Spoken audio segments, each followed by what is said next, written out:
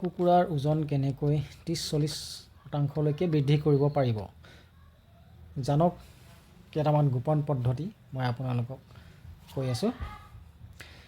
বহুতো ফাৰ্মাৰৰ এটা অভিযোগ থাকে যে থলুৱা কুকুৰাৰ ওজন সোনকালে নাবাঢ়ে, কিন্তু আপোনালোক জানেনে সঠিক বৈজ্ঞানিক পদ্ধতিৰে যদি আপোনালোকে আপোনাৰ কুকুৰাৰ ওজন আশাতীতভাৱে বৃদ্ধি কৰিব বিচাৰে তেনেদৰে কি পদ্ধতি অৱলম্বন কৰিব লাগিব আৰু কেনেকৈ কৰিব লাগিব মই কেইটামান কথা আপোনালোকক কওঁ, আপোনালোকে মন দি শুনি যাব। আৰু লগতে মই ডেছক্ৰিপশ্যনত কেনেদৰে আপোনালোকে এই পদ্ধতিকেইটা ব্যৱহাৰ কৰিব পাৰিব সঠিকভাৱে দি দিছোঁ, আপোনালোকে ডেছক্ৰিপশ্যনত গৈ চাই ল'ব পাৰিব।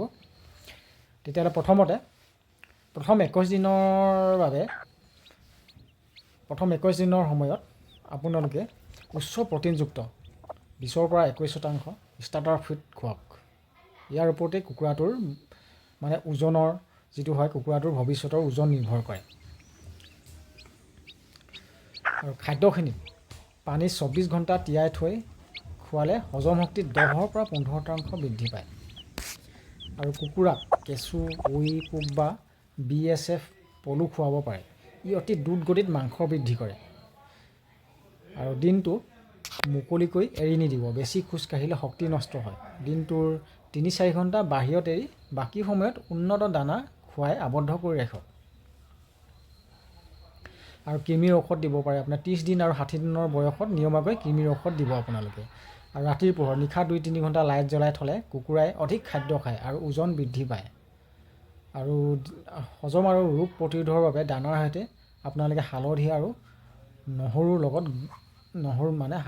নহৰুৰ গুড়ি মিহলাই খুৱাওক। আৰু এনেদৰে আপোনালোকে এই পদ্ধতিকেইটা অৱলম্বন কৰি আপোনালোকে যদি আপোনালোকৰ কুকুৰাৰ ফাৰ্মত যিবিলাক কুকুৰা আছে এইবিলাক খায় এনেকৈ যদি খুৱায় তেতিয়াহ'লে আপোনালোকৰ যিটো ফাৰ্মৰ কুকুৰাবিলাক 30-40% আপোনালোকৰ ওজন বৃদ্ধি পাব।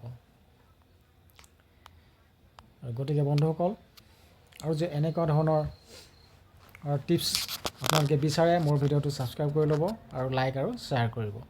ধন্যবাদ।